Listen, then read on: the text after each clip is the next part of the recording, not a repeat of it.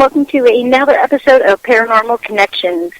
Again, I want to start off by thanking all of our listeners. We've been going over the numbers that we have of listeners every week, and it just blows me away the amount of support that I've been getting just all across social media. We have people on Twitter, Google+, Facebook, all around the world that are sharing the promos with everybody and getting the information out, as well as checking out the archive. So we really want to, say thank you to all of the support you give us in that aspect. And as well, tonight is no different. Tonight we are going to have some very, very interesting guests. Most of you, or actually very many of you, continue to send me private messages on social media asking me to bring in different people that deal with demonology, exorcisms, things like that. We have had a few on from all different denominations, religious backgrounds, and things like that. And tonight's no difference. Again, we are going to have Kenneth and Sarah on our show tonight, and they are actually demonologists, and they come from a Catholic background. We're going to be taking not only your questions but your calls tonight because of issues that we've been having with a stalker that has been causing issues in our chat. We will not, or I will not be utilizing chat this evening, but you are welcome to call in, or as well you can post your messages to the DTM site or ours, and we'll get the questions for our guests. So let's go ahead and get started. Kenneth and Sarah, you're with us? Right. And that's kind of like the phenomenon of ghost hunting, and this is like extreme ghost hunting, but ghost busting, versus watching it on TV. And I don't know. I think people like a good kind of inspired side story, or bedtime stories, or whatever like that of this kind of nature. And that's one side of people. And then there's the fascination, and I think the two of them go together, but I don't know. I saw one of your posts today on Facebook, and I found it very interesting because it was kind of telling people a little bit about, what you are and what you're not. You are of the Catholic background, but that you serve and help people of all religious backgrounds, correct? Yes. Mm-hmm. One of the things that you are not, which I absolutely love, is that you and your wife do not consider yourself in any way, shape, or form ghost hunters. And not this lifetime. There you go. I absolutely love that because, people say, "Ooh, you're a ghost hunter," and I'm like, "Oh, well, I don't hunt any ghosts," and it's not I guess the descriptions that they put for people, not really even understanding any of this stuff. I mean, especially for the demonic stuff, they'll hunt you down before you need to go and hunt them down. Yeah, exactly. Yeah, you're the hunted. Yes. Now, we had a little bit of a conversation before I had the two of you on, but one of my things is that I started noticing right about the time that they started putting all of these paranormal shows, on television, we started seeing a shift in the paranormal field as far as the investigators, where we started noticing like a shift where many people had, maybe never even experienced any kind of a demonic case were now being faced and being, brought lots of darker cases.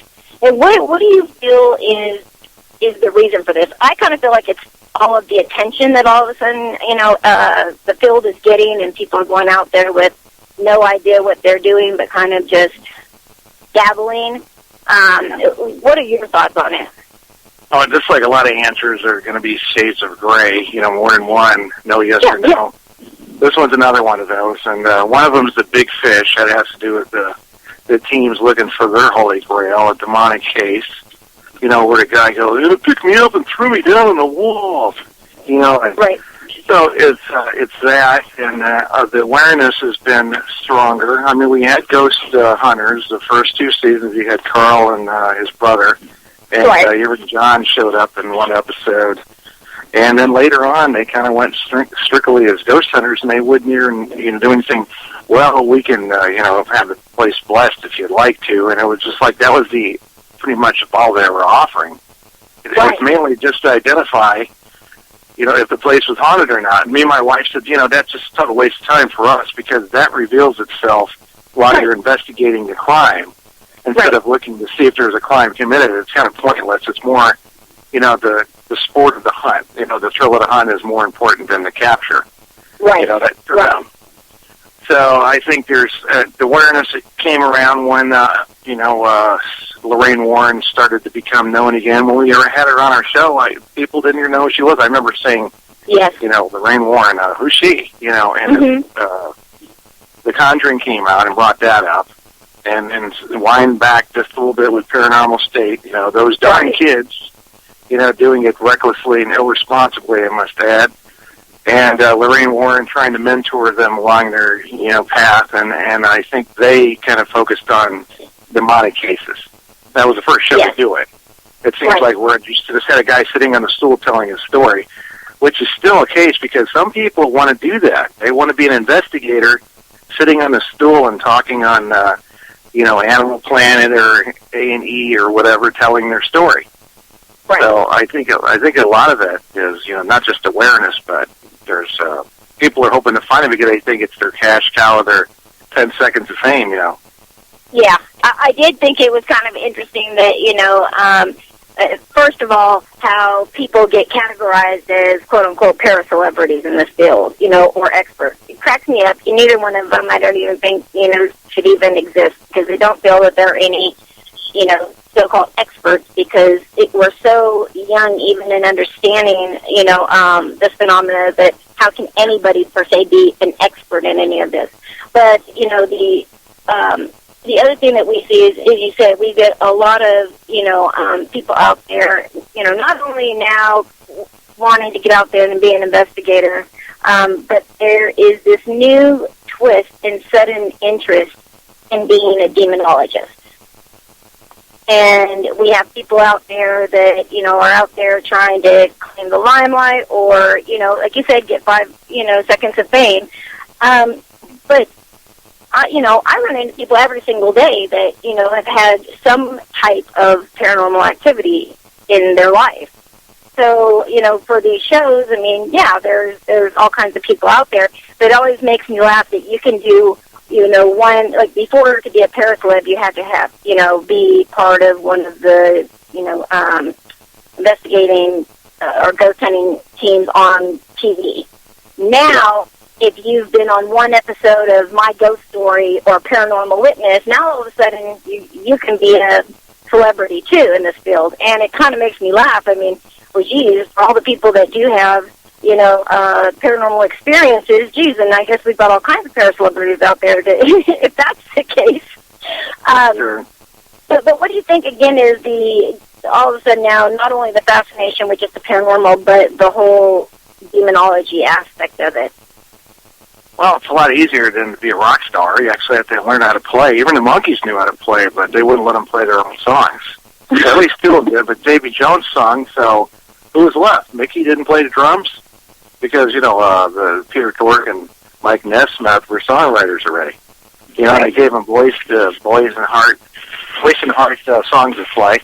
Well, we got that thing a little bit now that there's posers out there, and I think it's their only way to be a rock star, be popular. Maybe they weren't popular in school. Maybe they were so pimply that you couldn't get the least attractive woman to go out with them for the prom. I don't know. I don't know what motivates people sometimes besides just, pride and ego. But why do they want to get on TV and act like that's the end all? Some people think that they get that done and suddenly they're really good at booking themselves and promoting, and then they get booked everywhere. And I don't know. They must have a lot of money because they can pay to travel for the hotel, and I could pay for a lecture, and then, I think I know who this guy is, and if they give a pretty good presentation, they can do it again because, word gets around. Right. And like you said, the problem with the top name thing is that there's a lot of misinformation out there, and since there's not, it takes one to know one. So it's easy for us to call it when we see somebody like this guy. It's giving courses online for whatever it is, $25 right now. And then we hear him and we know he doesn't know what he's talking about. Yeah. So it's easy for us to do it. It takes one to know one. Just like, can a gal tell if a guy's dressed up as in drags and stuff like that, better than it's just, I think the identification of it is that someone has to be able to clarify how, they're wrong, but we noticed it right away. Right. If you went to a plumber's convention and tried to sit in there for the lead speaker, how much could you wing it? Like was it Leonardo did in that movie where he played some sort of imposter? I'm sure no matter how much you research it and you read a couple books, it's really hard to pull off. The first place probably would be a radio show, because you can't go randomly. You can only go scripted, like lectures. Right. And exorcist seems to be the new buzzword now, and demonologists just kind of get put aside because exorcists have more glory. The Universal Life Church is offering Roman collars, and ordaining Catholic priests, and you got to watch that word Catholic because it's not Roman Catholic. Yeah. You can apparently use Catholic and not get sued. So. Really? Anybody can use it. I can. Just go and buy a Roman collar outfit somewhere at some shop and walk around and start calling myself Father Kinney. Right. I don't mind going to hell for it. And that's the thing, number one, I don't get the fact of why people, if they really do understand this field and they do understand, that, you can, there's a lot of things that we can do to help and, good things. But there's also a lot of, really bad out things that you can, come across and interact with. And, these things aren't any joke. And, people just don't get this. I mean, they think it's, how interesting, how fun this would be. And then, all of a sudden they run into something that, they get what they're looking for, but they have no idea what in the world to do now at that point. Yeah. And especially with the demonology topic. I mean, again, I think that you're right. Ego plays a whole lot into this, and, to just be an investigator, it's like, there's all kinds of them, but if you're, a demonologist, you're the elite of, the paranormal people. And I don't know, me, myself, I've had a demonic attachment, and I have gone up against, some pretty dark things. Not a title that I would want to have. I'll gladly, give it to, and send those clients to people like, you and your wife that know what you're doing, because, it isn't a joke or a game. Now, do you find a lot of people that, may get into this field and then end up needing help themselves? Worse. Too much. Let's go back about 10 years ago. People that I knew back then started coming out. There was one guy that was saying that Ouija boards are safe to use until they can't spell, until the spirit can't spell. Then it's a demon because demons can't spell. Well, this guy has some sort of cancerous growth or something on him, and he looked like he was 25. Now he looks like he's 45. Just in 7 years. And other people, their marriages break up. I don't know if mine was attributed to that, whatever, but that was the only non-peace they had in the household at the time, before I met my lovely wife and married her 4 years ago, over 4 years ago. And these are the type of things that hit them. Illnesses take a while to take root. The first thing it shows up to, and you can just fill in the blanks there, on what will drive the person away. How much will they have to take before they quit doing the work? That's when they start running into real demonic cases, and they decide to come up from behind the slide projector and go out and actually do the real work instead of pretending they have. First thing is anxiety and stress. That hits you really hard. You'll feel like you have an hour left in every day, and you have 8 or 9 or 10 hours. And that, of course, affects your relationship and your family, and it might even affect as early if you have a team. You know, that stress will cause you to just be a jerk or whatever word you want to insert there for, you know, male or female. And that's the first thing that seems to be apparent. The stress can actually go to heart problems later on, which is another thing in itself, just because of what it does to the body.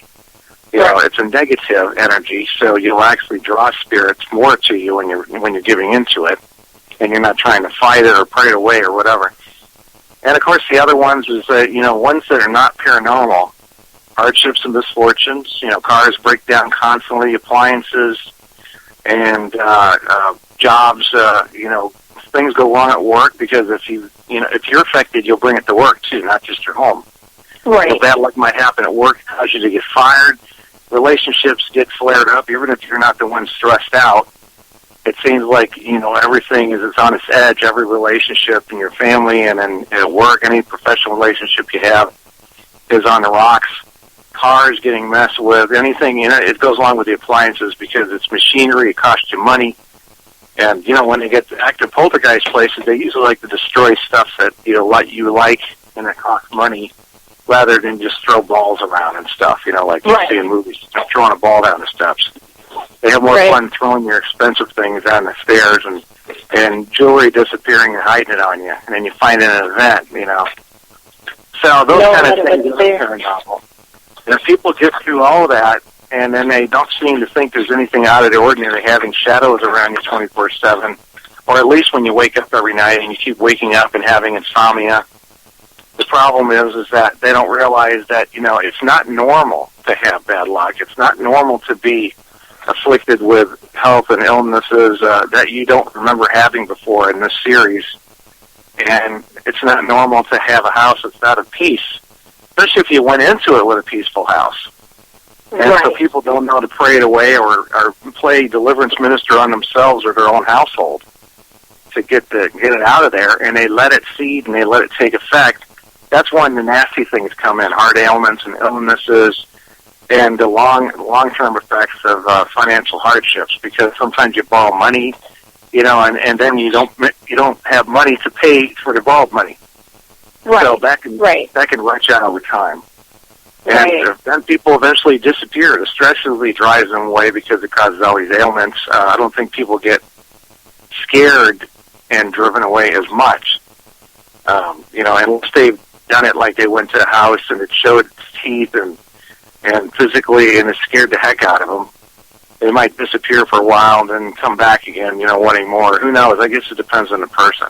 This other stuff hits them below the belt, and they may not come back just because of the ramifications on their entire life and get hit. And that's why there's no, you know, it's the same people that are out there that were, in my opinion, you know, legit. You know, Lorraine says she's going to do it to the day she dies. If you talk to John, you know, it's the same thing.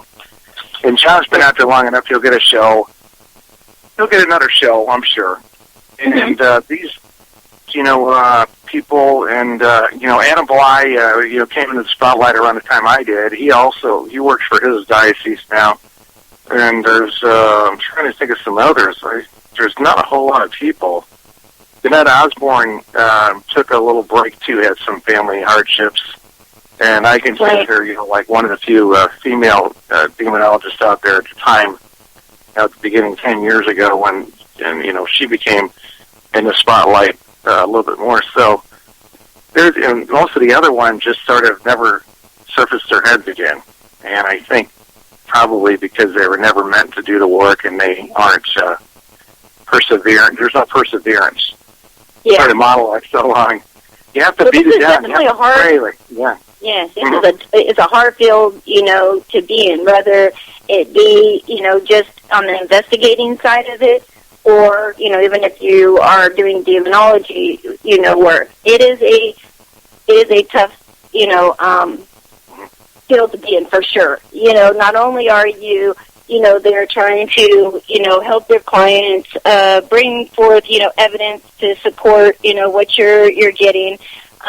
All of these different things, you also put, you know, yourself and your team, you know, out there to go up against a lot of these things. And at the beginning, most teams don't know what they're going against. A client just calls and says, hey, this is what's happening in my house. I need somebody to come out and tell me what's going on. And, for so many years, I've probably, over the years, done probably close to 1,000, or pretty close to that, cases, over, my whole lifetime. And it's very interesting because so many of them were just very simple ones, like people hanging around that didn't realize they'd passed, or they had, unfinished business or a message, or, different reasons that they were needing help.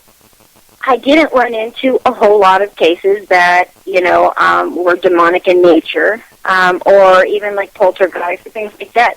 They're fairly simple, to go in and, you can, sage the house and do salting and, or do a blessing, all these different, things that you can do to, clear the energy there. But, and then again, all of a sudden, everything, started to change, and we started seeing, a lot more cases, this way. And we see, a lot more severe. We are seeing a turn where children are definitely becoming direct targets for a lot of this activity. Now, do you think that is, just because they're very open when they're, young? What do you think the reason is that a lot of these dark things will go after young children? Well, we were talking about it on the special edition show that we had on our radio program, and it came up that someone just watched the movie Poltergeist, and I don't think there's anything demonic in it, as in you watch it and you go home with an attachment. Some movies can kind of be like that, if they have certain symbolism in there, they hide real symbols that are, satanic in nature and so forth. Right.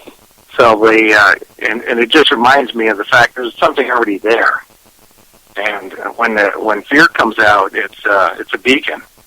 And demonic spirits are drawn to it. They have power and it's infinite. It doesn't grow.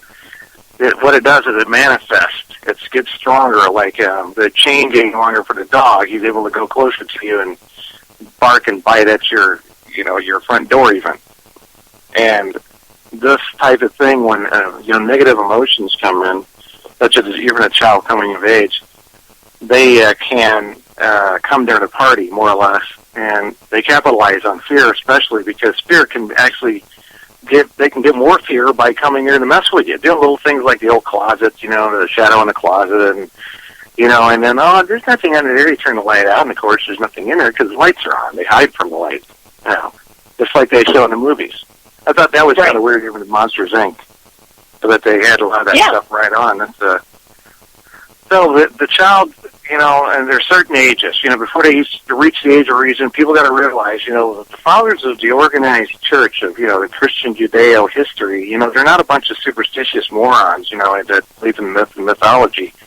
There was a lot of intelligence and wisdom, that goes with it, philosophical and it's a lot, this early forms of psychology understanding, and it's still applicable today.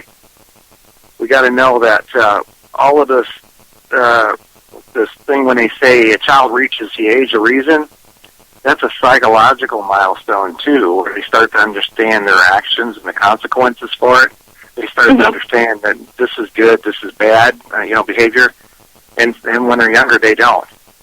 They're more vulnerable when they reach that age, but they might just get frightened, but not necessarily attacked, unless someone had actually caused it. The parents can bring this kind of negativity in their own house, and by default, the hierarchy is that everybody underneath them is going to be affected.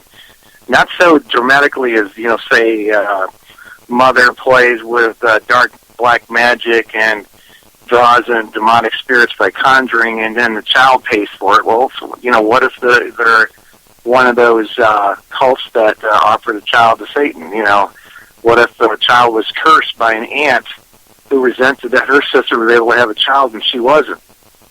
So a child, some of this direct human will stuff can actually curse the child or cause a haunting to actually affect them beyond just seeing fleeting shadows, which seems to be more common than, say, a child getting strangled or attacked, like knocked around the room or something like that. So there's, and then we go again, here's the gray shades and that kind of thing. Right. They're usually pretty innocent, and it does vary. We know it's like in the movie The Conjuring. We find one of the things that we tell that also happen to have Roman Catholic roots, for example, or Christian Judeo roots, that we speak of the things that we know that we consider fact, not just theology, because of putting it in practice, case study, and cause and effect, for example, like knowing crucifixes and not crosses are effective even when they're not blessed to a certain degree. And you know that from being on a foot soldier and being out there dealing with this kind of thing, or growing up with it, as both me and my wife have. But if you're a non-Catholic, you might consider the crucifix a graven image and avoid it. But you say, why would you leave that tool at home in your toolbox when you're going to go fight the battle just because your preacher says it's a graven image? When you find out it's so effective when you go into the battle, then you have to ask yourself, why is that? Well, because let's go to the older form of Christianity goes back 2,000 years rather than the one that only goes back 500 years. Well, actually, that notion, probably a little older than 500, didn't last very long when they totally ransacked Constantinople and they started cutting out the faces and stuff on the supposed graven images. But my point is cause and effect. We learn a lot from cause and effect. The effectiveness of holy water, that plain water is not the same. And it's an interesting thing to see that stuff over time actually prove itself. And it has no placebo idea because sometimes we don't know if something's going to work. And I used holy water that actually wasn't holy water. And then when I didn't see it working, I asked myself, okay, that's right. I got it from that church. That priest kind of doesn't really bless. He just goes, like this, raises up his arm as if he's saying Hail Hitler or something. And there's some weak, spiritual priest, just as there is anybody. And if you get holy water from the wrong church, you might have some holy water that's not going to work. So I think that all that stuff is fascinating because it kind of crosses that barrier where it actually becomes kind of, it's not science until you put it under a Kirlian camera or you freeze the crystals of holy water, and then you can see there's something different about it, significant. And that's a fascinating subject in itself. Long answer to everything. Well, yeah, hey, we got a long show, so that's good. I mean, these are all kind of topics that, we do want to go, into. I don't like just having, the regular questions that everybody, asks. I like to get into this more in depth. One of the things that, is a hot topic and debate right now is, and you touched on a little bit, is the whole premise of Ouija board. Are they really bad? I've actually got into a couple debates online from people saying, no, they're not anything, they're just a game. And one guy said, I've used Ouija boards to try to interact in a demonic attachment, for years to see if it actually worked, and it never happened, blah, blah, blah, and, so obviously they're not real. And I thought, well, what are you going to feel, or how are you going to feel when that one time when you do open, a portal something, you do get, what you're looking for, it seems like a bunch of dummies out there, like it takes a personal experience to make them a believer, but do you really want to, be the person to take that chance, when you're going up against something like this? So what are your thoughts on the Ouija board itself? Good or bad first? Sarah? Okay, and good or bad do you feel the Ouija boards are? Trash. Okay, and as far as, people marketing these, I said this on another show, I'm really kind of irritated because growing up as a teen, I noticed that pretty much all of my friends' homes had a Ouija board. It was something everybody had, it wasn't anything new. But I've seen them now revamp them geared toward children. And so they have a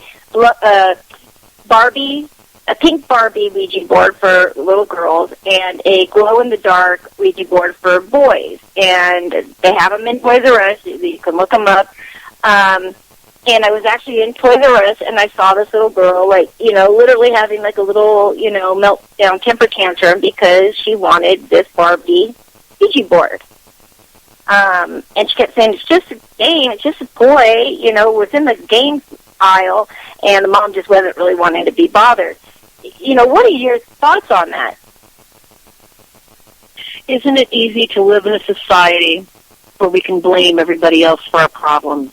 Isn't it easy to live in a society where we can say, oh, it's Mattel's fault that Barbie has 42 double Ds and a 42-inch hip and a 24-inch waist, and we all got to look like that? Isn't it society's fault where, well, we just can't tell our children no, they have to buy that? The problem is, folks, the demonic is out there, and it wants you. It doesn't matter if you buy an Ouija board. It doesn't matter if you play light as a feather, stiff as a board. It doesn't matter if you stay up till 3 a.m. in the morning staring in your mirror, scrying for some demon to appear.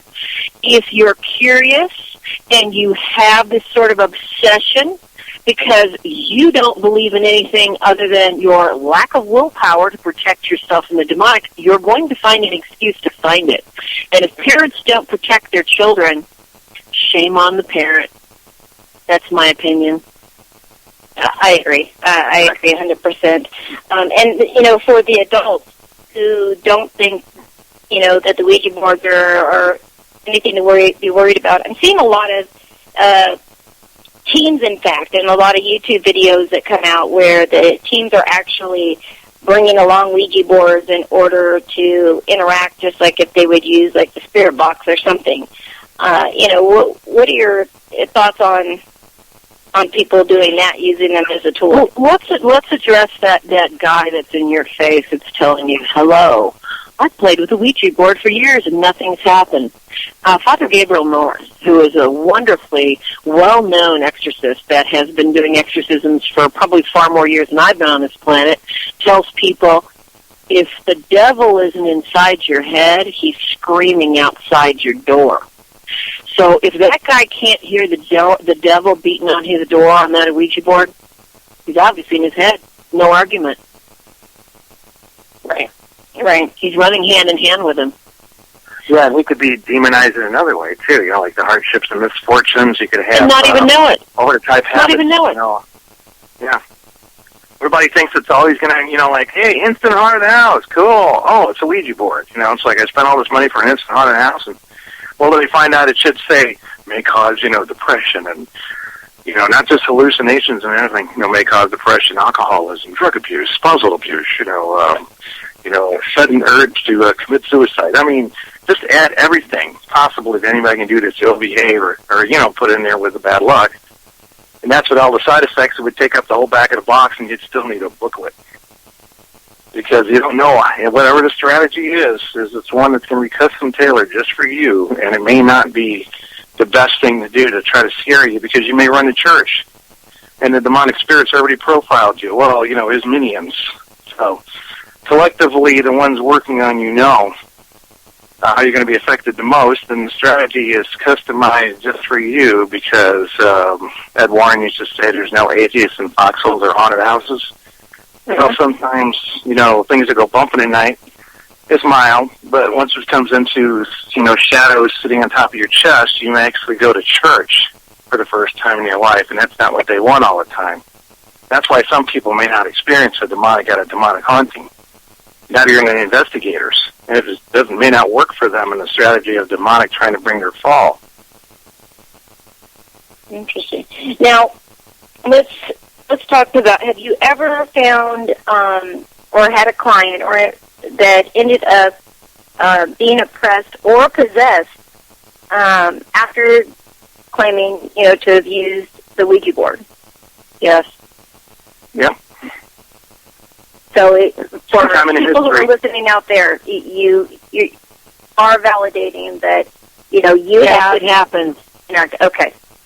Because I agree with that. I mean, I think it is absolutely easy to have happen.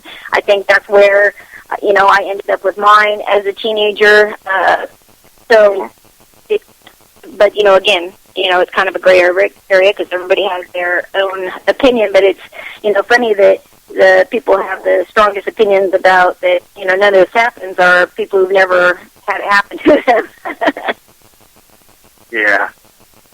Well, that's one of those things, too, that we have to look at the cause and the effect. Like there's a new cool drug out there, and it causes you to, well, some of them, people debate about, the effects of alcohol killing brain cells, or, the way, THC stays in you from marijuana and causes you to, have bad memory, all kind of thing. Well, Ouija board has a cause and effect, too. And, if you want to analyze it from a medical standpoint, you're not going to be able to get anything done. But when you look at it from just plain cause and effects, which is how the medical community does it, like I said, with the side effects and all that. Still, right. I think the thing that's not popular to say is that we've had cases where people of anything that crosses the line of and a healthy interest in the spirit world, so to speak, including listening to EVPs, they have become oppressed from the obsession of trying to pull out sounds out of white noise. And what does that turn out to be, listening and recording? It's the same thing as, focusing your ears on, like in that Michael Keaton movie, White Noise. If you're listening to those EVPs, you still have, background noise, which you're trying to pull out the voices. You have a desire there. It's not exactly an invitation, but then when these so-called EVP sessions are done, they actually do the same thing they do in a Ouija board. They try to initiate communication. So the only difference is they're using a planchette that moves around, which is great for a mute. If the spirit can't talk somehow or another, like actually, make a sound like a human voice or whatever it is, or even growls or something. Mm-hmm. But people don't realize that, it's the same thing. It's all of the method. It doesn't matter what new device you come up with. If you say knock once for yes, twice for no. Remember that with the table tipping? There was table tipping and there was knocking. Knock once for yes, twice for no. Well, some of that stuff, because there was this big fraud back then, the Fox sisters and stuff, and no one knows where it began and where it ended as far as being real. But we know that demonic spirits and so forth that have a symbolic knock, that tells you that they have come. That's like the first stage of infestation, brings 3 knocks, headboard or front door. I just wanted to clarify that, because I know some of those old things and all of that were all frauds, and that's what we talked about earlier, how this stuff can be fraudulent, faking the evidence as well as just being an investigator who's totally not qualified or something. It doesn't matter how you try to initiate communication, and we don't really trust what spirits have to say anyway, and we can't trust our perception as if it's demonic or not. People think they commune with their guardian angels every day, and it's a demonic spirit. Little kids think it's a childhood play friend, an invisible one. It turns out to be a demonic spirit, and then by the time they're 9, they're possessed. That's very common when those children possession cases occur. Oh, no, they think they're psychics by that time, remember? Yeah. If they're not older, then they take them around like they're psychics, because that comes with it, being affected by demonic spirits. You start to meld with their world. You can start to see in, for example, Emily Rose in that movie. It happens like that when people start to fall under oppression and then go into possession, where you can slip in and out of it. You're not that way all the time until the final battle. You look at people's faces and you can see merged and kind of sitting inside demonic faces. You're starting to see, their realm. And because you're communing with them, you're becoming a symbiont as they start to take over you on a level of oppression. Mm-hmm. You'll start to hallucinate because their influence on you is so strong, it's no longer just what we consider subliminal temptation, the old biblical and old spiritual warfare. When they try to tempt you, they can put images and thoughts and so forth in your mind. Now they're so strong that you can actually see it sometimes in front of you. You're looking at something, and it's totally not what's there. And that's when it gets really dangerous, because you might kill somebody thinking it's a demon. You've seen these in movies, and that's a scary thought, you know, that in the middle of the night you think there's a demon there and you end up stabbing your husband or wife. And, right. Yeah, it's a very dangerous stage if you actually kind of lost it. And, of course, you know, here's the graybeard medical community out there doesn't believe in this thing. Oh, that's schizophrenia, you know. Yeah, okay, yeah, we understand both, you know. And if you want to live in a real world, Grandpa, I say, you know, it's time to realize there's things out there unseen and seen. Everything is not schizophrenic or mental illness or medical or explained by psychiatry, psychology, or, you know, medical conditions. This says It's not always demonic or spiritual. You know, I just wanted to put that out there, too. Right. Well, you know, and I mean, you know, you and I talked a little bit, you know, prior, as I said, to having the show. And, you know, for my situation, again, being very young, I've been able to see spirits since, you know, I was very young. And it wasn't until my, you know, teenage years that, you know, it started to change, and I started, you know, to be able to see what, you know, I now know to be or consider to be demonic entities. But as I said, I was always able to see them, interact with them. So you feel that, or I don't want to put words in either of your mouth, but I know coming from, you know, the Catholic background, you know, they don't per se believe in, you know, psychics or people with psychic abilities. I mean, not true. Okay, so go ahead. That's perfect. That's exactly what I want to hear. So what is your thoughts on psychic abilities? Sarah, we'll go ahead and let you start since you jumped in there. Well, basically, you know, the problem with, you know, the misinformation on the Catholic Church is that, you know, our history, and including Jewish history, is full of beautiful people that were mystics, mostly women. The prophets were men, and those were the ones that were listened to because they led a very austere, patriarchal society that basically honored men. But there are many women mystics who are given many beautiful visions. The difference between, you know, people's idea about what the Catholics believe and what the Catholics do are two different things. Catholics definitely believe in mystics. They don't call the people psychics. They are people that, under the guidance of a specific spiritual mentor, living a life that is set apart specifically for God. They prophesy for the church. Their writings are submitted to a priest, possibly a tribunal, possibly a bishop, and then on to the Vatican to see if there's any importance to the church as a body. The church is considered you and me and anybody else that's a Christian believer, my dear. So, per se, the Catholics do believe in psychics.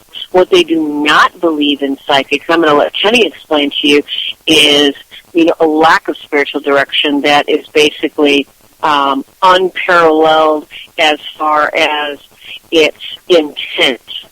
I'll let you take over from here, Kenny. Okay. Yeah, that's a big thing, and we find that intent is also the thing that defines ghost hunters, thrill seekers from the work that we do. Right. In a way, it's, let me get into this other room here. I don't want to get too close to the kids' bedrooms and stuff. The intent is everything, because that's the thing about when you contact spirits. A lot of times it's an unhealthy curiosity, unhealthy interest, trying to get a trophy EVP. And when it comes to, you know, mystics and so forth, you'll find the first thing they do is they plant themselves out there to make money, and then they put themselves out there. I'm like a medium. Right. And and it's a big, they're really heavily in promotion. And I remember watching Sylvia Browne years ago, and she just seemed so arrogant and everything and proud. And a lot of the ones who I've seen on TV, even in these ghost hunting shows, I find they're so sure of themselves. And we look into church history, we have St. Teresa of Alva, who got a little cocky in that way, and God put her in her place. She believed that she could tell good spirits from evil spirits. It's so easy, and she wrote in a book on discernment that she got put to the test, where she believed it was totally an angel of God, or saint or whatever it was, and none of the indications were there. They might reveal otherwise, like no feet and, and black eyes or, some of these things. So even she got fooled. So even saints can be fooled. They call her a doctor of the church, too, because she wrote manuscripts that are used today to reinforce the church doctrines and teachings and so forth, which is very important. But it just goes to show that every spirit needs to be tested. But when you get these guys going through hauntings and then they go, there's a child spirit here, and her name is Clarabelle. She used to play in the lot when she was a little girl. But, Clarabelle likes to scratch me with hot burning scratches and leave giant fingerprints on my neck after I've been strangled in my sleep at 3 a.m., and they totally ignore these other indications. Oh, she just misses his mommy, and she's jealous of you because she wants to get close to your mother. I'm putting a southern accent kind of thing in there to put a little spin on it. Sorry about the drama. There's you can't be too sure. You always have to test it. And the intent also is that, they put a glorification on what they do instead of really truly do it in God's name. We watched Padre Pio's biography. It's about 3 hours. It's in Italian, overdone with English. One of the things he said after he did something miraculous was, it's not me. He says, I'm just a spectator watching God work. He uses him, the transmuter, these miracles, but Padre Pio just considers himself a spectator, and bringing up the Bible. And not only that, he used that other line that was so powerful. He said that when he was facing the inquiry toward the end of his death because the Vatican had shunned him, thought he was a liar, did not believe that he could bilocate, and they were quizzing him. And he said, "How did you know that about me? How did you know that?" And he looked at him with a smart grin and said, "Sometimes God lets me read his playbook." I thought that was so fun. I love Padre Pio. Yeah, that's the thing too. Padre Pio could bilocate. But all of these were gifts of the Spirit to serve God. Now, the other side has them too, and they might be there by default.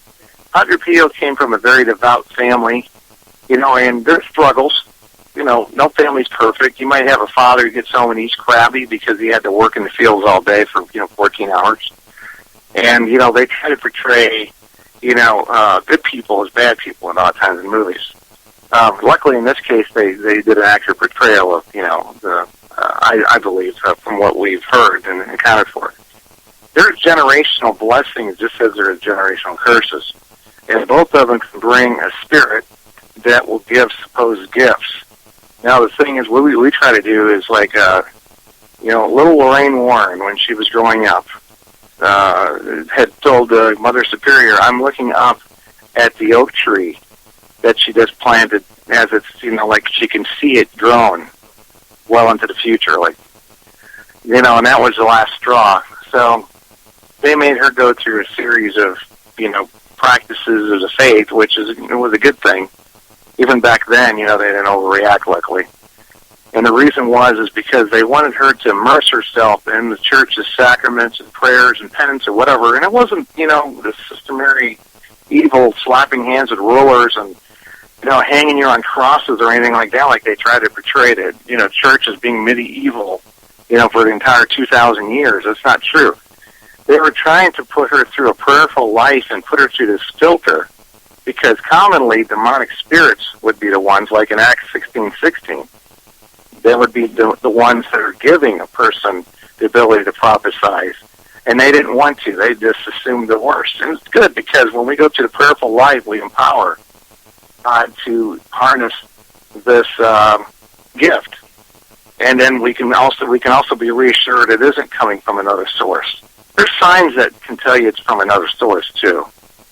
Not just the person's habits, because you can be Padre Pio, and he might go and open up a Lucy from the Peanuts stand, psychic readings, but as soon as he does that, then the spirit that influences him will be a dark one, that can jump right in. That sensitivity is like having eyes. The way you can't see, you don't have the wisdom to see things as they really are. When you separate yourself from God, you don't have that wisdom. You don't have that discernment. People don't have discernment by default when they have these gifts. They go to God to get it. Mm-hmm. So, and that's from observation, experience, case study. It just finds that the church has a good way of backing it up in its history. So, like I said, we don't blindly follow the theology. We find that the theology blindly follows us because it's not even aware that we ever existed, and we experience these things and learn these on our own. Both me and my wife. We spend a lot of time talking about that stuff. Right. Well, and the thing is, I think for me, growing up and being able to see them from as long as I can remember, I did not know or understand what these abilities I had were. As I said, all it was really available was the library.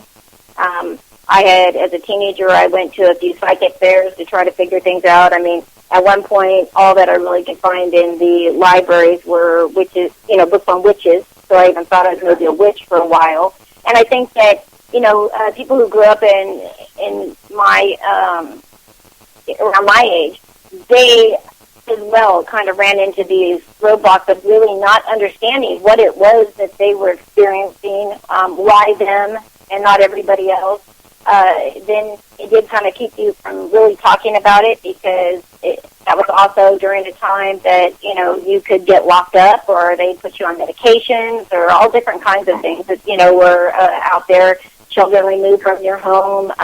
So it was definitely something you didn't share. And I, growing up, a devout Catholic, went to the Catholic Church and, I was pretty much, told that, these were, not human spirits, that these were always, if I was seeing anything, it was, demons that were trying to come in and, basically take me over and, possess me. So I needed to stop, interacting with them. And the thing is it wasn't, easy like that. I didn't ask for it to be turned on and to have this ability. And I sure as hell, since nobody had explained to me what it was even I was going through, they sure didn't tell me how to turn it off or what I was supposed to even do with it. So it was very troubling and hard because, again, it was like, I know that this is a reality. This is happening around me. I never had to use, like, a quote-unquote, like, spirit guide to interact with spirits. Now, for me, I always felt, too, that if people needed to use, like a spirit guide, how would they know for sure that,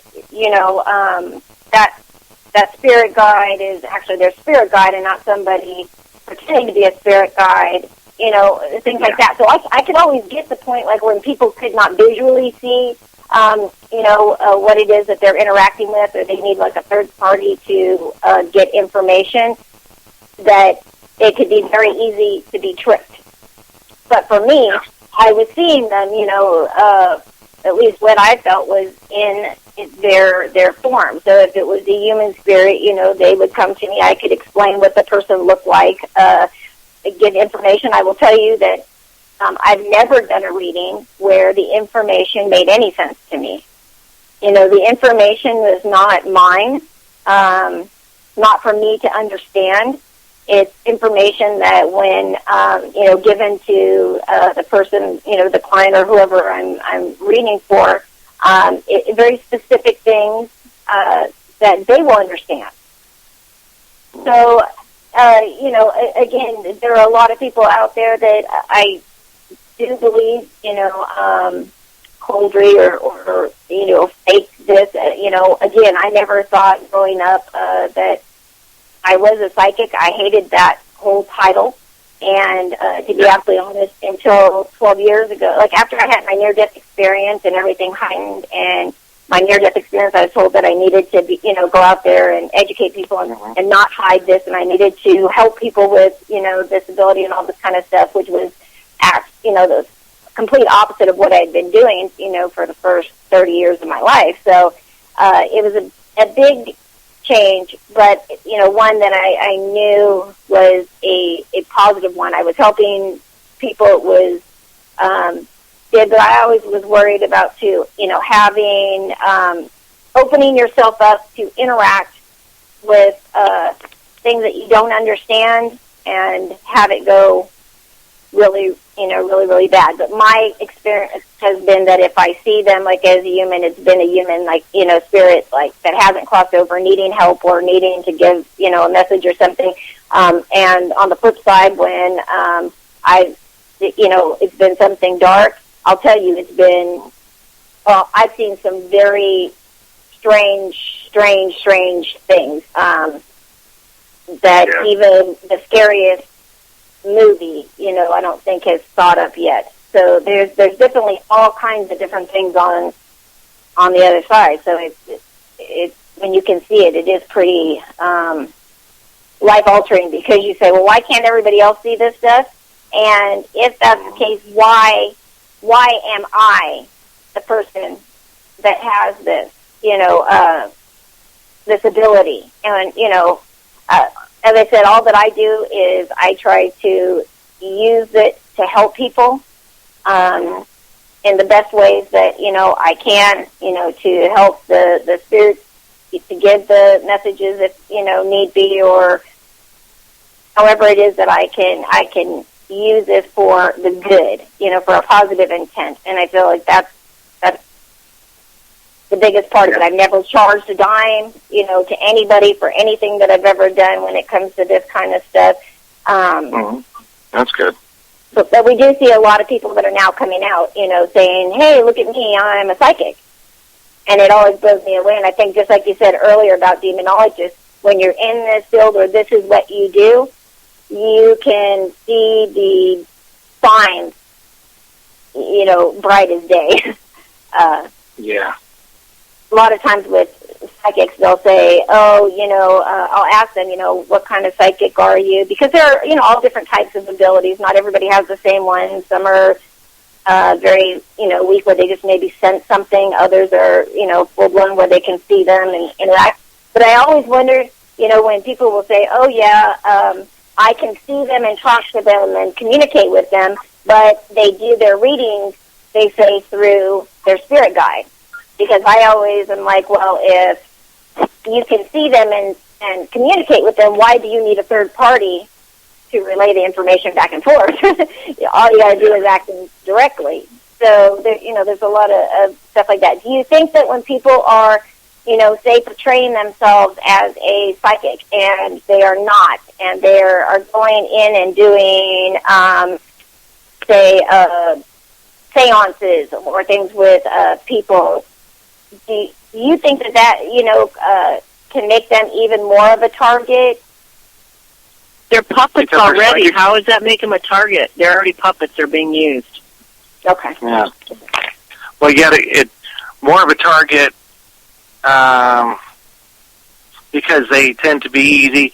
There's something that we talk about amongst ourselves in our org and among our peers. And that is, it's an old notion that seems to go back a while, that there's a reason why the exorcist isn't usually as sensitive, which is a better name for the psychic mediums or mystic, typically. Some saints were extraordinary, such as Padre Pio and so forth, and they were a little bit of everything. But the reason is because us mere mortals can be so easily distracted by things that are going on in addition to that. We don't need to see the gobs of blackness around the person and the faces, protruding and sticking out of it, with demonic characteristics. It's better just to see the person sitting there and, the skin getting tight in their face and their eyes turning black. Those aren't, believe it or not, as distracting as being able to see the unseen forces as well. And in addition to that, typically sensitive also means you're sensitive in, that a person who has empathy. You don't want to, you kind of want to be more of a warrior. It's a little hardcore, like the soldier, to step into the final battle. I'm talking about the Roman ritual. When you got to the point where the actual Roman ritual needs to be done. And this is done by Roman Catholic priests, as you know, but we realize that work can be, you're more vulnerable. And we noticed that a lot of possession cases we got, there are some that ended up possessed or oppressed, and they were doing client help, like we do, and deliverance work, where they're actually touching a person and delivering them supposedly demons. Well, they get possessed themselves. They're not really meant to do that. Just because you can see that they're there doesn't mean that you're meant to do it. Just stand in a room and say, this house is clear, But, everybody's not meant to do everything. There's certain characteristics and profiles. That's part of what the church does when it picks and we hope they do all the time. Their protocols is to pick the right man for the right job, not just any priest. Should be, a Roman Catholic exorcist ordained and then appointed by the bishop for his diocese. And there is a character profile. It's not just piety. Not everybody's meant to do that sort of battle, and it's ugly. It is. It can affect you. You remember that thing about the Force? The Force is stronger, has more effects on the weak-minded. They said that in Star Wars. Mm-hmm. Well, unfortunately, some people are more vulnerable to this type of thing, and they're very good, sensitive, soft-hearted people. They should not be in that ugliness anyway, because it could turn them. It could affect them psychologically. Usually, if they can be affected easily by it psychologically, the work will truly wear on them. They shouldn't probably even be a beat cop who's going to experience the ugliness of the world from that perspective of working in Chicago or something, or New York and, the Bronx or whatever. Some of these tougher cities they always portray in the movies, for example. I just wanted to mention that because that does, in that sense, it makes them a target, but I think my wife answered that directly. On that, they've already made themselves by sensitive means you're opening yourself up. You've learned to open yourself up. Sensitivity training, altered states of consciousness are very dangerous. It's like leaving your keys in ignition in a bad neighborhood and leaving a stereo on your door propped open. And there has been cases of people practicing astral projection, out-of-body experiences, come back to find that their body's been taken for a joyride. And that's what happens when people are in possession sometimes. They have a recollection of not being attached to their body, like they're in some sort of coma state, and their body's just going around doing this and that, or squirming, tied down to a chair, whatever. And that's something to consider. We need to keep a control over our minds, and, if we sleep at night, that's one thing. But when we do, certain drugs, sniffing, whatever thing, and then it's causing altered states of consciousness or hallucinations, we've just opened ourselves up to demonic attack. If you do that in a haunted house, even if it's an electronic gadget, it's no better. I don't care how it's induced. Some sort of, deprivation chamber, sitting in water, like in that one movie, whatever that one was, I forgot. Sorry about that. It escapes me. It doesn't matter. It's anytime you put yourself, self-hypnosis, anytime you put yourself in altered states of consciousness, you are opening your mind up and you're, open and making yourself vulnerable for demonic attack. How much are you vulnerable? It depends on the person, their spirituality, their psychological state, and their environment. If they're living in a haunted house and they decide, hey, put me under hypnosis, doc, so I can have a past life regression. Don't be surprised if they, turn into another person and it's not them. Gotcha. That's a pretty good warning, but people don't think about that too much. That sounds fascinating when you're that guy from that TV show putting some electronic headgear trying to induce a paranormal state. People want to be psychic mediums and they want to induce it with drugs or whatever. That's that's intent too. They just want the thrill. Right. So I just don't understand why. Again, anybody who I've met who, does seem to be legit, if they've never, felt like they wanted this. It's never been something like, hey, look at me, I'm a psychic.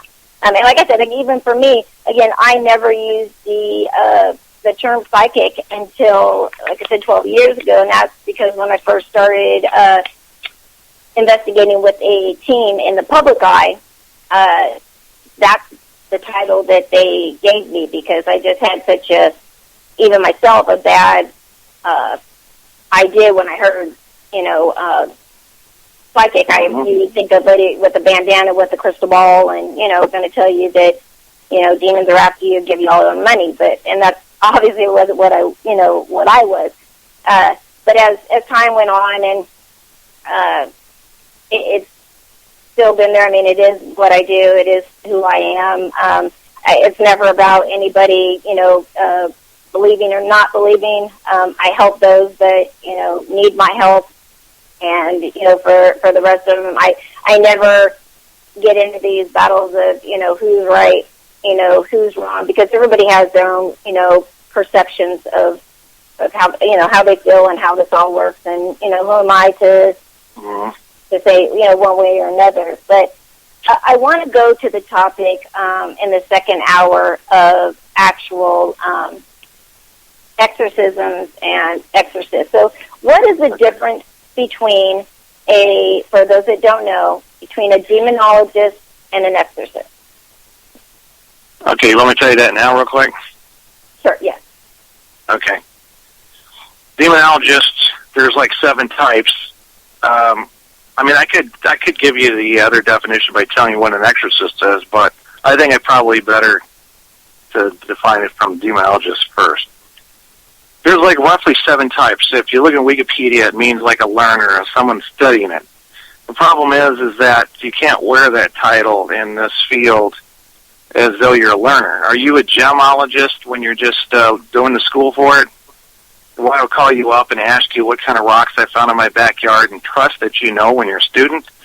I think it's incorrectly used when the word ologist is on the end of it. It shouldn't mean learner. It should mean, someone who, is professed in this field, or area of expertise, But that's not how it looks at it. But the paranormal communities and so forth look at it as a person who, basically like Ed Warren. Ed Warren was a cookie cutter on this thing. The problem is no such title ever really existed. That was a done-all. He was a consultant, Ed Warren, investigator. He did deliverances. In reality, a demonologist in that fashion would just be a person you go to learn and understand why, a house may be haunted by a demonic spirit and not a ghost. So you would use them as a consultant. But they may come along in an investigation, but may not participate all that much in it. So he kind of created, kind of a new definition for demonologists or biblical demonologists. Those are people that go to Bible college, for whatever, 4 years, and they come out and they understand the devil and Satan and demons from the biblical perspective, which is missing a lot because there's a lot of aspects in this world of, it's going to take 20 or more years to get where even me and my wife are at, unless you have the right resources. And it's not going to come in 6 weeks at the Vatican course, which is for exorcists, by the way. There's demonologists who are specific to their faith as well. There's necromancer, conjurers that are actually learning demonology from the other side, the perspective of the enemy. That information is almost completely useless on every level because some of it's mixed with lies to manipulate you, such as some thoughts that demons can be saved, demons can do good things, and like I said, you don't give Satan 5 minutes, because you give him 5 minutes, you can be pretty well convincing that, God done him wrong. We don't give him 1 minute. We don't give him 1 second. And because they're master liars. We've had, boyfriend, girlfriends out there, people, and they've been master manipulators. Wait till you meet the masters of those masters. Then you'll know you can't trust them.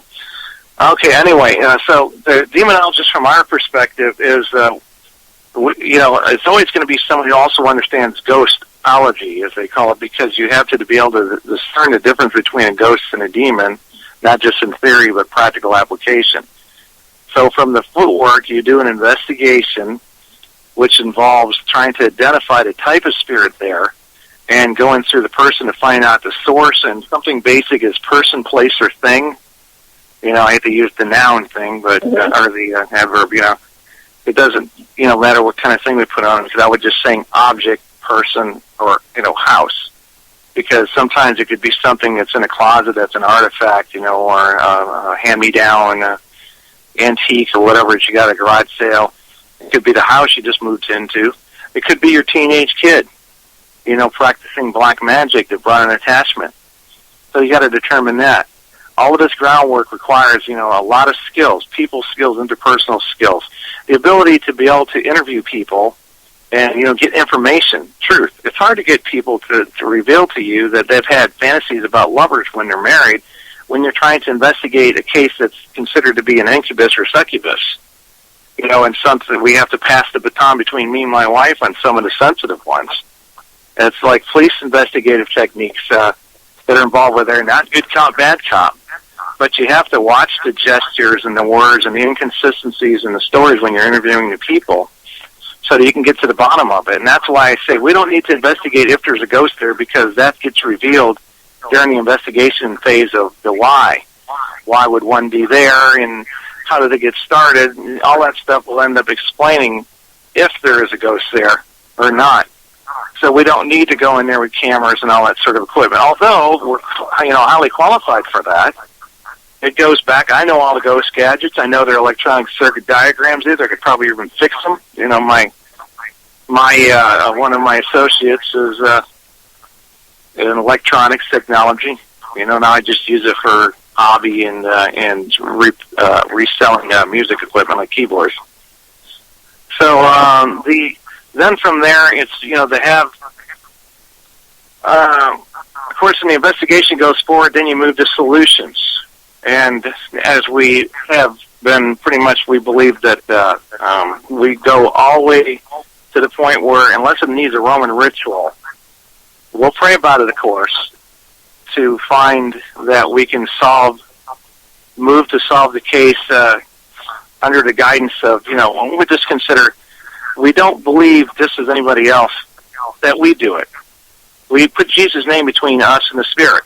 And anybody knows who had sleep paralysis or anything like that, all you have to do is think Jesus' name, and you'll have the Spirit lift its weight off of you.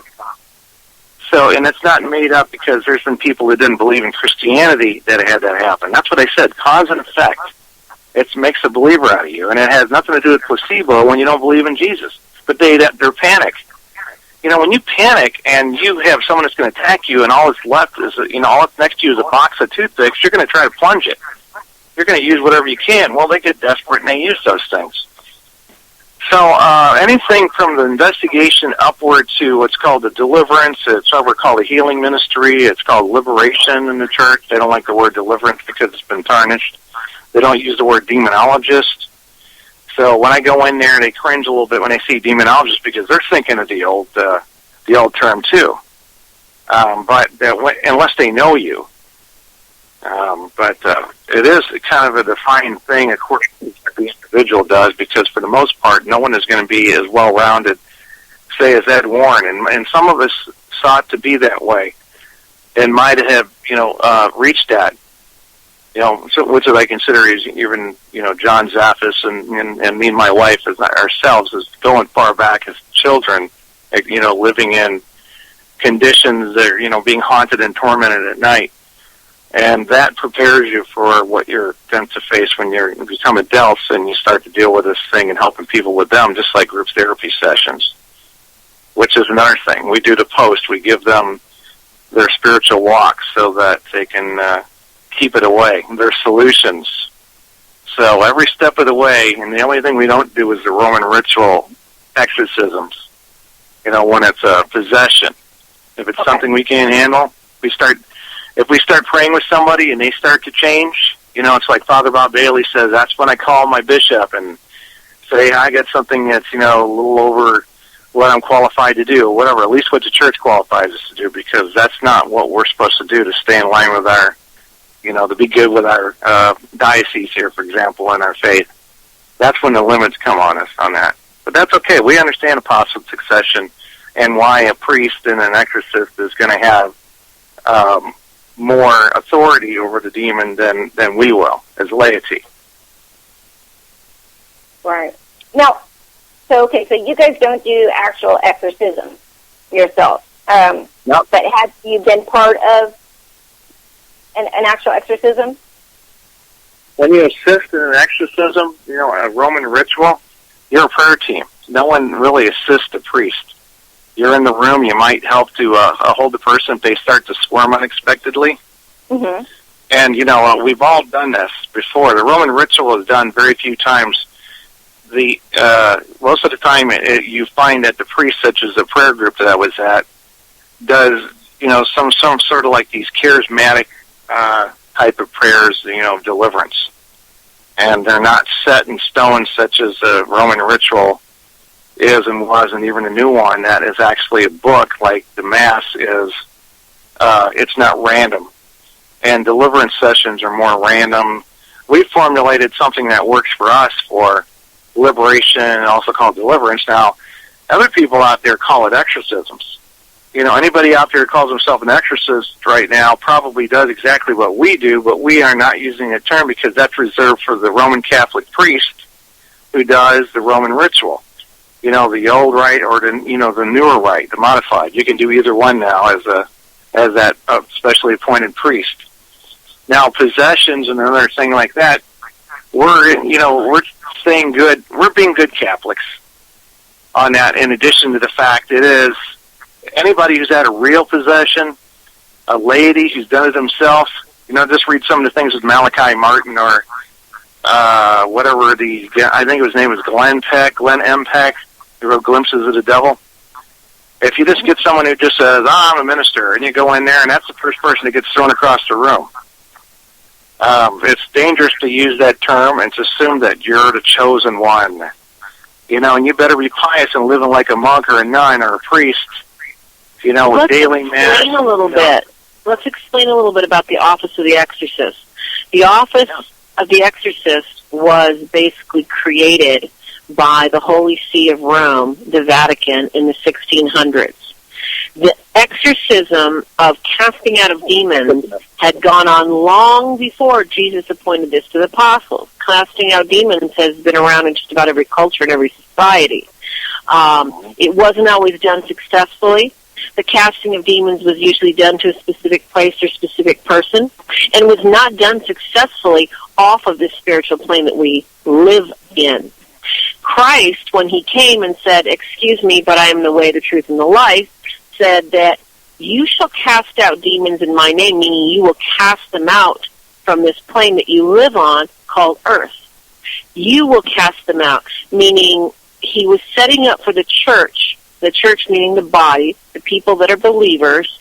You will cast them out, you will cast them away, you will cast them out of the body, you will cast them out of a house using my name. That said, the church had been doing it for 1,600 years, and had what was called not an office, but it was a division of specific priests that did this. They were not popular, they were not talked to, they were not liked very well. They still aren't. They're pretty much segregated.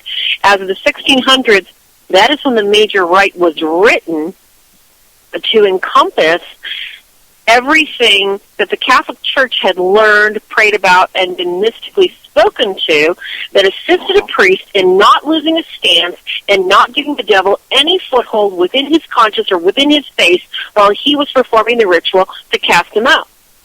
And in our experience, as well as, the exorcists we've spoken to, casting out is not always easy, just like Christ talks about it. Some demons you can cast right out. They're just little minions. They're little wishy-washy little panty wastes, if I can say that on the air. There's other ones like Christ says, you have to do the fasting and prayer because you will not cast this out. The exorcists know this.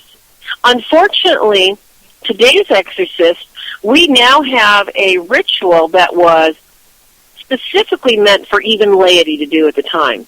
Laity never wanted to do it. Lay leaders never wanted to do it. Nobody wanted to get involved in it. It is an appointed office. It is appointed by a bishop, which is a bishop is naturally trained to do it. As of the 1970s, Catholic priests are no longer trained how to do the major rite of exorcism. There are two rites of exorcism, a major and a minor rite. The minor rite is a prayer of deliverance that any Catholic can do. That said, the Protestants have fabulous methods of deliverance, fabulous methods of liberation. Is it the same as an exorcist? No. Is it an exorcism? No. Is it delivering and casting out spirits and demons? Yes. So for everyone out there that's calling themselves an exorcist, or everyone that is saying they're an exorcist, has bought their $5 certificate from someone online, has paid for an ID card that's saying that they're an exorcist, that is not Roman Catholic, I will pray for your soul right now. Because that is so incredibly dangerous to claim something that you have no idea the depths of hell that you call upon yourself by saying, I'm an exorcist and I cast out demons. That is almost like saying, I'm going to play Russian roulette with a gun right now. Spin it. Woo, I'm an exorcist. That's how scary it is, Christina. Oh, I completely, believe that. I actually, and here's a question, and this is in all seriousness. So, there was a person who I had been friends with on Facebook for, 5 or 6 years. It's been a while. And he was originally decided to get into paranormal investigating. And then he was removed from a group. They had accused him of, faking evidence in order to, try to get a show or something like that. So he started his own group. He named it after his apartment complex. And he was not only a paranormal group, which was just at the time just him, but he was also saying that he was an ordained minister and then as well a demonologist. And he had said that he had mentored under Lorraine Warren originally. And, of course, this stuff is not hard to check, but most people, don't check and they don't even know where to start. So he starts doing, radio shows and stuff. I was on his show quite often. And then all of a sudden, after one of the shows, he said, he needed to, talk to me. So I stayed on afterwards and I talked to him, and he, basically ended up telling me that he had taken on a client that I guess had what he was saying was demonic activity, and I did feel that he had went to a case and something had followed him home. Do I know if it's demonic or not? No, I don't. That's all that I got. So he, he was very upset, and he was like, I don't know what to do. Can you help me? And so I said, yeah, I'll do what I can to find somebody, to help you. So at that point, I, went around and did a few things. Well, in the meantime, I started noticing that his behavior was changing drastically.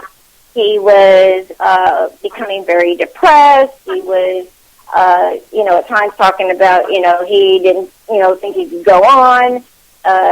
Then he would have these mood swings, all these different things that were going on. And I started seeing him all of a sudden change and start, like, daily, or weekly, it would be somebody new that for some reason he didn't like, and he would go on the page and not just talk bad about these people, but, literally do just about everything that he could to try to ruin these people, not only their reputations, but he would make up fake profiles to go in and then threaten, bodily harm and stuff on, these people and their families, all this kind of stuff. And so started posting some videos that he was doing, like somebody was doing a Photoshop for him and, making some pretty disgusting videos and putting them on my page. And I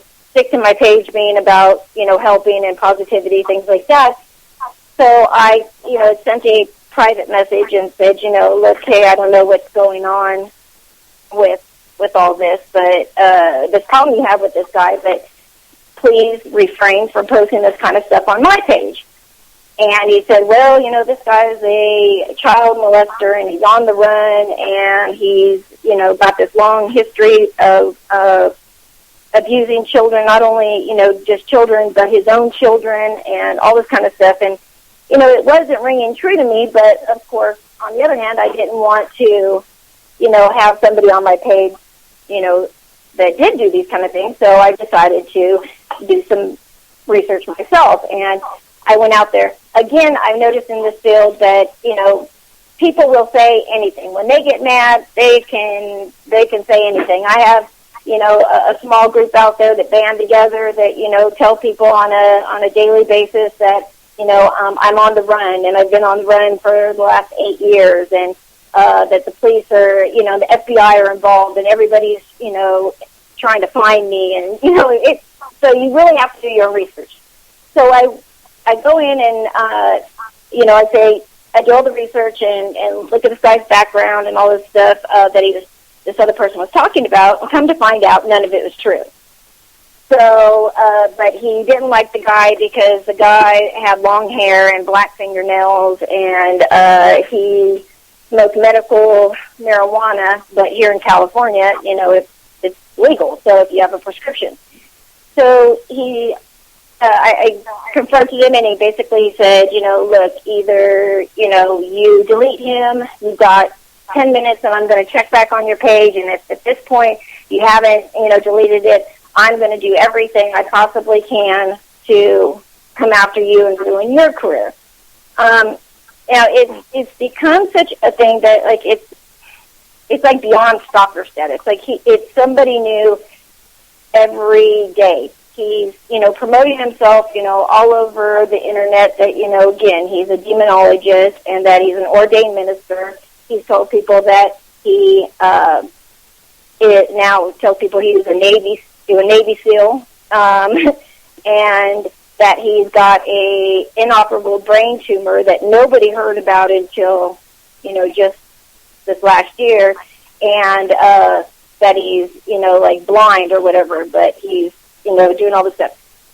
Do you feel that, you know, I know you don't know all the circumstances on the case, nor do I, but, you know, putting yourself out there as saying you're a demonologist, going out, picking on a case that possibly could be demonic, would you see a person being affected to a degree like this where it's, like, not only is he trying to destroy everybody around him, but, you know, the problem is that at the beginning, you know, he would attack certain, you know, people that weren't really known, and, you know, I think then he started, like, climbing up the ladder, you know, then he like goes after Ryan Buell, John Zappis, Lorraine Warren, like, you name it, like, he goes after him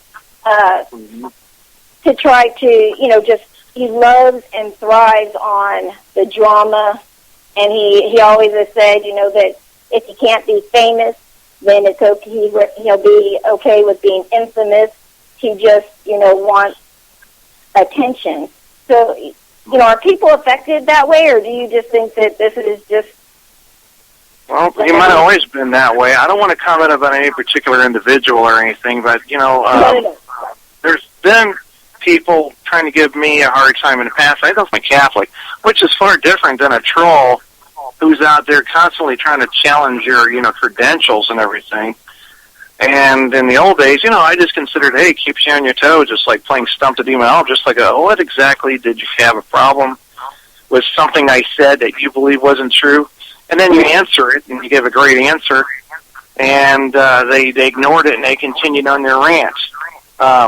You know, like I said, it kept me on my toes and stuff. I haven't experienced anything like that in about 10 years. You just have to let it you know, develop a thick skin, because it seems just like that's the behavior of people on social media. All they got to do is just get kind of bent on jealousy, or, you know, any individual gets mad and they want revenge. I got, you know, people turn on me just because I wanted to, you know, you just want to quit a radio show, and then your best bud, you know, who's a co-host or something like that, can turn on you like a pit bull. And that's just, a lot of this is human nature. You don't want to attach demonic to everything. Right. And, the person was, these people are probably automatic that way by default, there's some really nasty articles out on these supposed journalism sites from these people that are just tabloid. Yeah. But they have a better forum to give it off to. They submit it, and they're contributing a writer for somebody's better known online publications or whatever they're called. I don't want to name any. Right, and I'm surprised to let this guy write on that with gossip. Yeah. And so, we want to stay out of the gossip on that, and that's about all I... Oh, yeah. No, I'm not talking about the situation in general, but I'm just saying, have you ever seen where, people have, again, you've taken on a darker case where it has, changed them, completely, where they've, turned very nasty, because this is something I never saw before, Oh, that's what I was talking about with the stress and anxiety. Okay. And, here's a classic case. You go all the way back to the Amityville case, and, from my, personal opinion and everything I know about the case and the people involved, it was true. Now, did Jay Anson add elements to make it for entertainment? Oh, yeah, just like he did with Carmen Reed's story. But anyway, having said that, George Lutz is a perfect example. He came in there and he started growing his hair out like the Unabomber. He was cold and chilly all the time because that's what spirits do when they're in proximity to you a lot, when you're being demonized or whatever. He was the one more cold than anybody. He was always putting logs in the fire. Why is it so damn chilly in here? And he started getting darker. He started getting short-tempered more, and just a harsh disciplinary from what I hear. Now, some of that side might have been there originally, but it got worse. If someone likes their booze, they'll turn into a full-blown alcoholic. The dark side gets enhanced when the demons get around you because that's what they're all about. No one wants to recognize the religion in this thing, but like it or not, religion's there for a reason. Everybody's not delusional, like I said. But that's the cause and effect thing, and it does affect the personalities. Now, the strategy of that is this. They usually go after two people in the house in this way that could be completely opposite of the other, and one's totally unaware of it. Well, George Lutz was unaware of it. If you go to the other cases, Bill Beans and some others, I'm mentioning ones that are more well-known out there, I guess. Right. Because they're publicized Now, you get the father who doesn't believe that the mother or the kids are seeing it, Carmen Reed's case included, the haunting in Connecticut. Right. The father will get darker, just like George Lutz.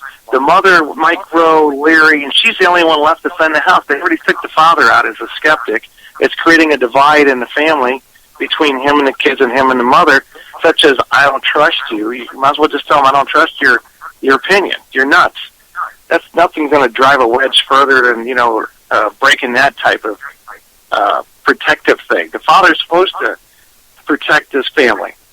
The mother can be affected in a different way. Trying to break her from her experiences at night, through fear and other elements. So, again, we're talking about the strategy. The end result can be a change in personality, but what happens to the person's not only a result, but it could be part of what they're doing for the whole family, the demonic spirits affecting the person to affect whatever environment it is around him that will do the most damage. Like I said, the strategy, some people have more control over a large number of things. Anyway, there you have it. I hope I answered the question. Yeah, absolutely. I think that it makes a lot of difference. I mean, again, it like you said, it could just be, the personality trait. You can know people for a long time, and, one thing can happen, and, they can turn on you. So it could have just already been there, or this could be something that, contributed, to it.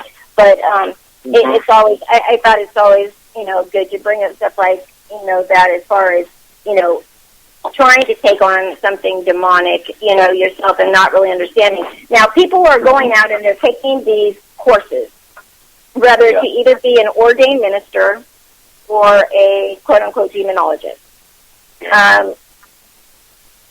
what do you think about these courses? Are they, worth it? And if so, it's like, who are the people that truly should be giving these courses? Because even the Catholic diocese, it's a pretty lengthy pursuit to try to even be able to get an exorcism done in the Catholic Church, and there are not many that are authorized to even do an exorcism. Yeah. Well, that's funny too, because I was going to add on to something that my wife did, but I'll tell you about the courses too. Okay. And that's the authority. We've seen it in action. There's a lot of ministers out there who are not Catholics who consider the Roman Catholic exorcists to be the big guns.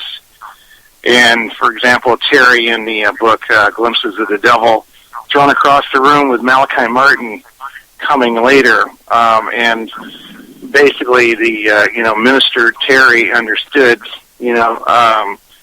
shortly after that,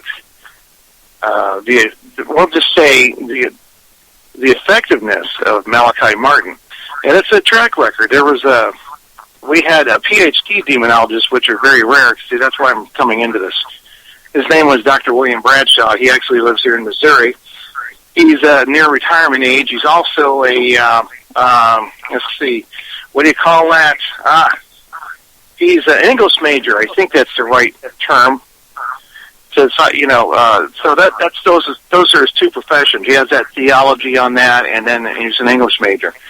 Well, he's a Lutheran, and he cited that he says there's no authority on exorcism such as the Roman Catholic Church. Now, it slipped away, in the last, maybe around 80 years, where it originally was like my wife was telling the story when the Roman ritual was first put together. It was put together in trial and error, where the bishop, who was the one to finally do it, and Protestants and Catholics were competing to deliver a demon from a very difficult case, the case of Nicole Aubrey, unsuccessfully at that, both of them. And then finally a bishop came in there, and he has decided to incorporate all of the seven sacraments. Well, not all of the seven sacraments, I'm sorry, as much of the seven sacraments as possible. Of course, you're not going to be able to give, extreme unction, the prayers for the dead. You can do the anointing of the sick, though. You can't really, have her marry anybody. I'm just talking about, confession, communion, anointing, and all those things. He put this in here. When he was done, he compiled everything he did to the best of his knowledge. They went over that. They might have made a few changes, but that's how the Roman ritual was born. Just like I said, cause and effect, trial and error. This is how we've come to some of our things, and we found, later in life that the church always knew. It's like, wow, good, and they do know something. That's why we're still Roman Catholic, and we're not going some other, path, for example. Okay, now resources. The Vatican has that course they started up, and they're actually allowing laity in there, and it's still 6 weeks, several $1,000s. I think it's like $5,000. You got to put up like $1,400 for a dorm room and so forth, so you can stay there. I don't remember how much it was, but the trip there alone is going to be expensive. Right. Is it going to be worth it? You're going to be certified an exorcist? No, you won't be. Are you going to be able to throw that around like a badge of merit? Well, what certificate can't somebody create in Photoshop that says that they had been there when they had not? Well, I can probably call them on it. Because it's like the $7 ULC minister certificates. Anybody can print it. Yes. Well, that's the thing, too. That's the thing. You can't. It takes one to know one. We're Roman Catholics. If you try to play priest, I can call the archdiocese. I called one in California to check out some guy who's not even a member of the Ecumenical Council. Everybody's on the Ecumenical Council. Even people that hate Catholics are a member of that Ecumenical Council over there.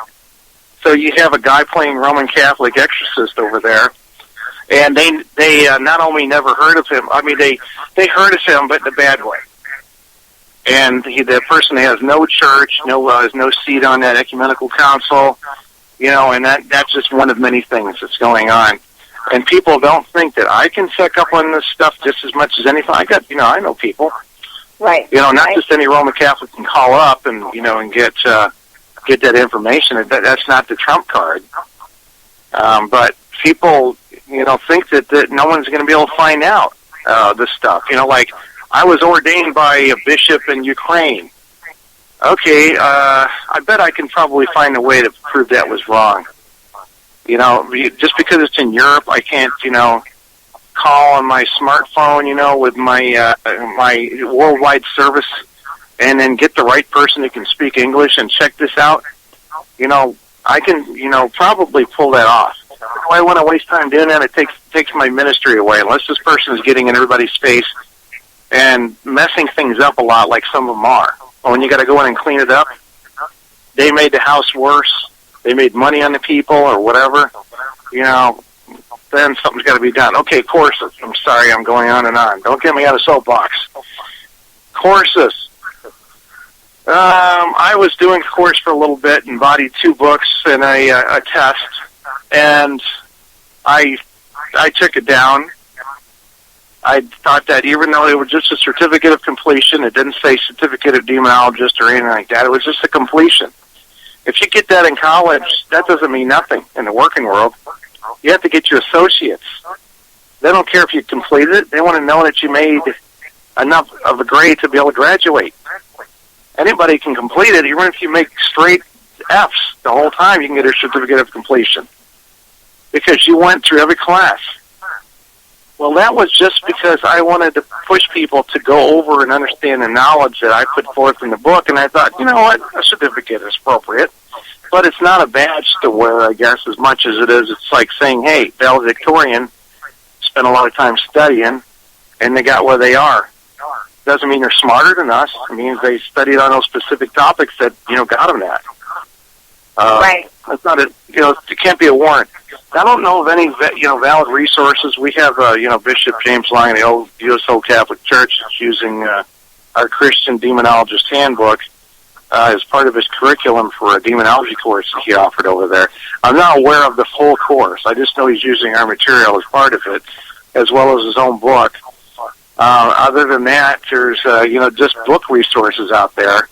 And then there's private training done, such as me and my wife are going to be doing. That'll be just lecture shows in the church. And then we're going to go around the diocese and maybe the archdiocese and, wherever God and the church sends us at some point. And there's some others doing that, too. I think like James Labriola and the guests that we're having on the radio show. After tomorrow, used to do spiritual warfare conferences and so forth, But there's not... I've seen the people on Facebook putting themselves out there. Now they're trying to sell paranormal investigation courses and stuff. I listen to the radio shows. I listened to the radio show 4 years ago, and I couldn't believe this guy's on. I actually took a block of their statement, and then I copied and pasted it in Google, found out they're reading word by word from Wikipedia. So I thought, that can't be right. So I was listening to it again. I go, that sounds like Wikipedia again. So I copied and pasted that block of the statement and found out it came exactly from Wikipedia. That's what these people do. They're winging it. And this guy opens up the Keys of Solomon, which is an occult book. It's from the perspective of the demonic, from Satanists, from Crowley. And he was reading it like page by page, like each episode was outlining a different part of the book. Like that's the demonology that Ed once put out. And Bishop Long's course, which I'm not even sure if he has out there anymore, but he personally mentors it. He might have more time for it. I don't know what resources are outside of going to the Vatican beyond that, but the point of us writing the books was to get the information out there for investigators, for deliverance ministers, such as our last book, the Haunting Self-Help Guidebook. That's just the solutions to it all, including it has all of the blessings for frankincense and myrrh and sea salt. Not just going, bless this salt in the name of the Father, Son, and Holy Spirit, amen. It's got the original blessing that's meant to be done, to exercise the sea salt, to make it, significant for spiritual warfare. And it's a great book, and it's easy for me to say that. It's a smaller one, it's less expensive too. But, I'd say pour it into the books and the resources. Everybody wants a badge of honor. The problem is you're not going to get one. You're not going to get one in a short time. If you come out of Doctor University and then you go out there and project yourself as a doctor, you're going to say, where's your internship? Who's your mentor? Right. It's the same thing in this, too. I want to know your mentors. Everybody's unmentored. My wife mentioned something earlier about people don't have spiritual directors when they're supposed seers, psychics, and sensitives. Every sensitive who's seeing spirit should have a spiritual director so they can run it by them and they can help them discern if what they experienced was demonic or angelic or whatever. I think it's driving blind. I think we should be mentored to that level. And, you know, some spiritual director is a little different than a mentor. You know, a mentor is the one who sort of educates you and guides you along. A director is someone, you know, who's you trust as like a spiritual father, like, you know, a good priest at your church that you trust on those topics. You have to pray really hard for it. And a lot of times, you know, before you go and study, you're not going to get a badge that says you're a demonologist. What you're going to get is scrutinized, rightfully so, and you're going to get killed. You're going to end up in, you know, a hospital. You're going to end up in a nursing home like someone I know who was a, you know, good Catholic, but they didn't keep the good fight going. You got to keep praying for yourself to keep this stuff off. You have to bless your own house often. You know, you got to say, and Catholics got to do things like the rosary daily, Mass often, not just once a week. You got to live like a monk or a nun if you want to keep this stuff off you. And that's what people don't get. You really better love religion because the fruits of it is going to show up in your, you know, your life, not just in your effectiveness in the deliverance too. Gotcha. Well, it looks like we have a caller, Mickey, and he's calling from the UK. He's actually a paranormal investigator, and recently went to spend a week, I believe, or longer in a lockdown at a castle that is known for its activity and its demonic activity. Riley wrote a book about his stay, so we've got him on the other line. Mickey, are you there?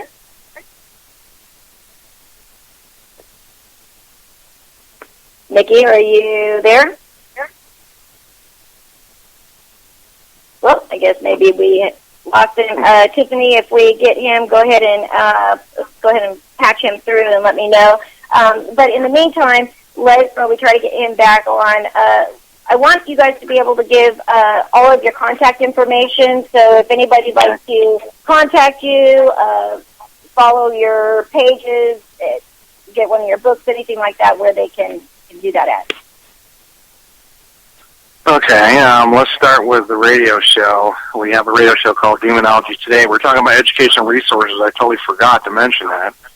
Okay. We put it forth to use it as an educational platform for case study and for shared experiences. It's not the typical host-guest thing. It's more like a coffee table talk with top names. You know, we get people on there, and we just end up getting carried away with our conversation. Well, let's get back to the topic, you know, and we don't stray off very far. Now, you can go to the website at demonologytoday.com, and that's where you can find the Listen Live button, the chat room. We sell an archive CD of 19 shows. There's more because we're on Season 4 now. I started it in 2008, and now me and my wife do it for Season 3, and we just begun Season 4. And it's a great CD compilation of MP3s, so you can dump them on your player, play it in your dashboard. And since, you know, the newer cars have MP3s, ours does, and we got old cars. And we have also our books are on the site too, and you can get those on CatholicDemonologist.com. 5 books, 2 primarily Catholic ones, and then 2 non-denominational, all denominational ones, I could say. The Christian Demonologist handbooks as opposed to the Catholic Demonologist handbooks. So we tried to be specific on that, so we cover, you know, all Christian faiths. And, you know, we even have jewelry. My wife makes some fabulous and very strong rosaries that are hand-wound with silver wire and gemstones, not the plastic stuff. And very well made. I think they start at about 35 and up. She has St. Benedict rings for ladies. Doesn't have a design for the men's yet because she hasn't gotten to it. But she's been a wire jewelry artist and gemstones and beads for, I don't know, probably 35 years. she's been doing it since she's very young, so you can probably even go farther than back than that. And you can find links for those on our websites. So, CatholicDemonologist.com, DemonologyToday.com is a radio show. Our org, Swords of St. Michael, it's a small group, but, it's growing. We have actually a couple of Roman Catholic exorcists in there. It's at swordsofstmichael.org. We started that in 2008 and resurrected it about a year ago. Found out there's a lot of groups now using the word St. Michael, or the name St. Michael in there now. Back then, I think there was only one or two, and one of them was a flight crew from World War II. So go figure. Now everybody's doing it. But kudos to Father Bob Bailey and his Warriors of St. Michael, who we consider and is an affiliate to the Sword of St. Michael. And these other ones are just unduly, and they're not Roman Catholic orgs, which is no big deal. It's just it's amazing how how confused people can be. No, I'm not associated with that org, and I don't care to be, that kind of thing. So I always put the kudos out there to Father Bob Bailey and others like him that around the states. And anything? Did we miss anything, Farrah? Oh. Not that I can think of. Oh, okay. I'm contemplating my navel. We've covered the big books, we've covered the small books. You covered the new book that we're working on right now. As a matter of fact, Father Bob Bailey is writing an intro for this book we've got, because I'm sure you've run into a lot of investigators that basically they can either botch a case, they can lose a case, they can irritate a case because they don't do some simple 1, 2, 3 basics like listen, record, and step back and pray. Just some simple things they could do, and they could nail things, close things, and make it easier. So we're kind of summarizing in a Christian haunted investigation book. It's a protocol book that we're working on right now, and that's the latest. We've got 2 other books in the works, and we're pretty excited about being able to help educate and get people as savvy as possible. It's really easy, to stay away from being possessed. Just live a holy life, like Father Gary Thomas says, and Father Vince Lampert. Yeah, and nothing to worry about. Oh, yes, we do have pamphlets and so forth that we give away for free when we go to conventions or we sell books. And even if we just have a table and we're selling jewelry and books, the pamphlets are always there. There's about 8 of them now. And, and we give away St. Benedict medals, that are blessed already by a Benedictine priest as part of our ministry. When people need it, we call, we accept phone calls from people. We have a hotline even that we give out. An email address, help@swordsofstmichael.org. And if you go to swordsofstmichael.org, you'll find the phone number and the email address there also. So, and we take calls from any.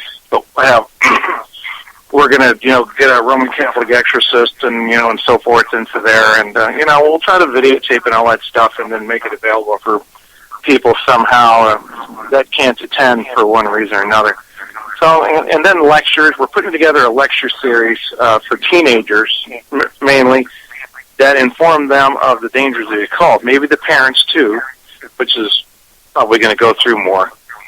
And we're going to submit that and start doing those lectures to the church, and then give it to other Sword of St. Michael org members to do in their areas and churches, to bring that awareness to teenagers that, this occult stuff is not to mess with. And try to keep it from a universal standpoint as much as possible, because that's very easy. In the first book I wrote, I did not very many Bible quotes in there at all, because I was taking it from an investigator standpoint about the reals of this demonology and so forth, and that might be the way we still communicate, But when we go to the churches, we like to throw the Bible quotes in there, because they're going to be coming from the church perspective, because that's the language they understand more. Right. That's part of the ecumenical thing, too. When in Rome. All right. Well, it's been a great night. I want to thank you so much both for coming out and joining us on the show tonight. It has been, a great 2 hours, a lot of very interesting information that we've been able to pass along. I want to apologize for anybody in chat. We've had a stalker harassment, as usual, in there for the beginning of the show. It never no. Every week. But, we are making changes to fix that so that we can ban these people permanently. But thank you for all of the support that you guys always show. You're amazing, and I don't know what I would do without you. Next week, make sure to check out the show. We have another great and very interesting topic, and person is going to be coming and talking about his own personal experience with a demonic attack. So make sure to check us out next Monday, same time, same channel, same network. And make sure to check out Aliens, UFOs, and Beyond on Wednesday with Renee Chavez and myself. We have a great show planned for them as well. See you all next week. Good night, everybody. Good night.